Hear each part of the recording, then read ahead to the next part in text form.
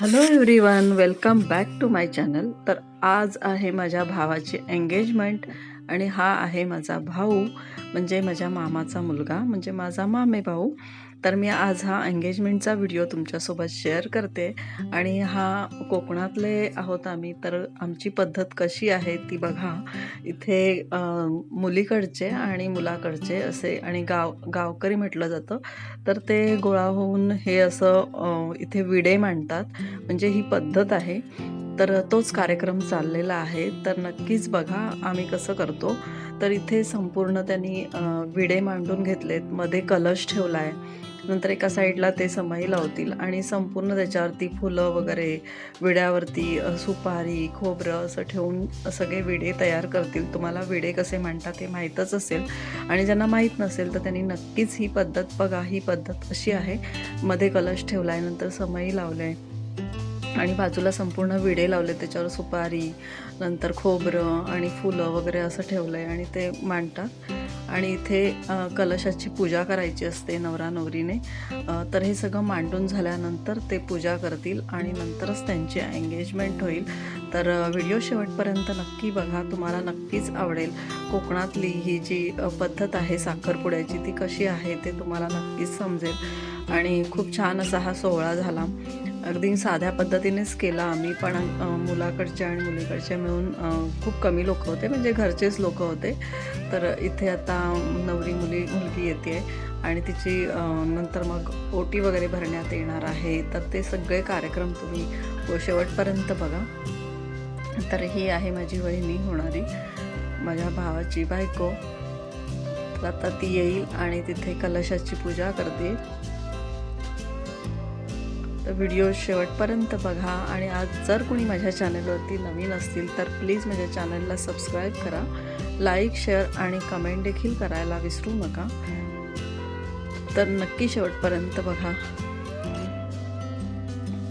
Normally आपल्या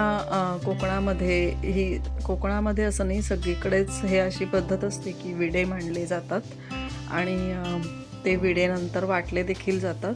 तर इथे दोघंही नवरा बायको जे आता होणारे आहेत ते बसलेत आणि ते पूजा करतायत.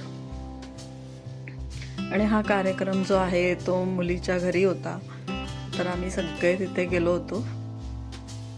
तर ते पूजा कशी करायची ते सांगतायत. आणि आता हे सगळे पूजेसाठी बसलेत दोघंजण.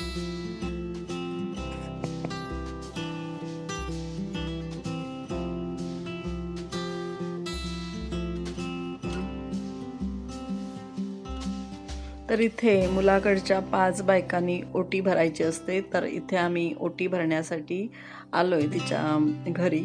तर तिथे ओटी भरून नंतर मग ती ओटी बांधली जाते. 5 फळं आणि 5 नारळ असतात, पण 1 नारळ ठेवायचं आणि 1 फळ ठेवायचं नंतर ज्यावेळेला बांधू त्यावेळेला, नाहीतर ते खूप जड होऊन जातं. आणि गजरे वगैरे असं सर्व असतं.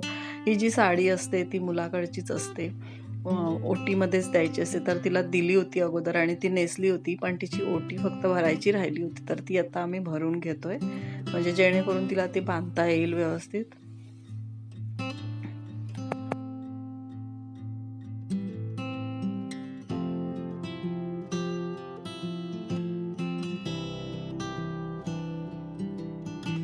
तर इथे आमची जी वहिनी आहे ती ओटी भरते आणि आम्ही 5 बायकांनी हात लावला आहे. तर अशा पद्धतीने ओटी भरली जाते. 5 बायकांनी हात लावला तरी देखील चालतो. तर आता इथे ती स्टेजवरती आले, कारण आता रिंग सेरेमनी होणार आहे, म्हणजे अंगठी घालायची आहे. आता मुलगा आणि मुलगी एकमेकांना अंगठी घालणार आहेत.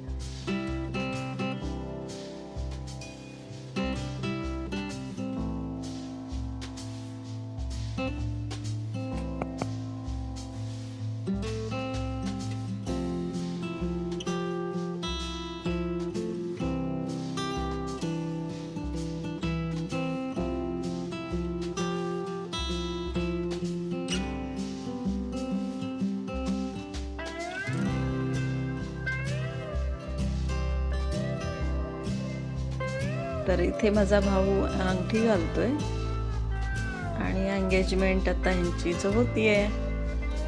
तर अंगठी घालून झाले आणि एंगेजमेंट ऑलरेडी झाली. आता ही नवरी मुलगी घालेल. तर थोडंसं इथे मिसअंडरस्टँडिंग म्हणजे आधी मुलाने बसून तिला अंगठी घालायला पाहिजे, तर ते इथे त्याने उलटं केलं. ती ज्यावेळेला अंगठी घालते तेव्हा तो खाली बसतोय. तर ते थोडंसं त्याच्यानंतर लक्षात आली ही गोष्ट.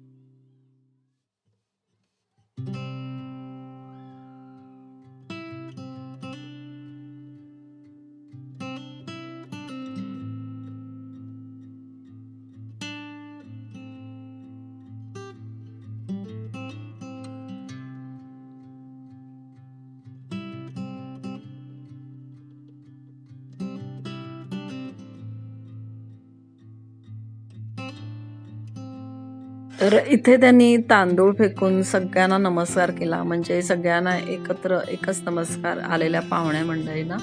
तर ती अशी एक पद्धत आहे. तर हे बघा.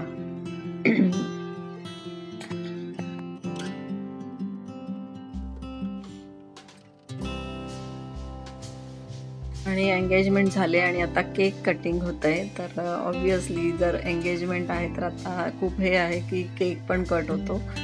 तर केक कटिंग होत आहे आता.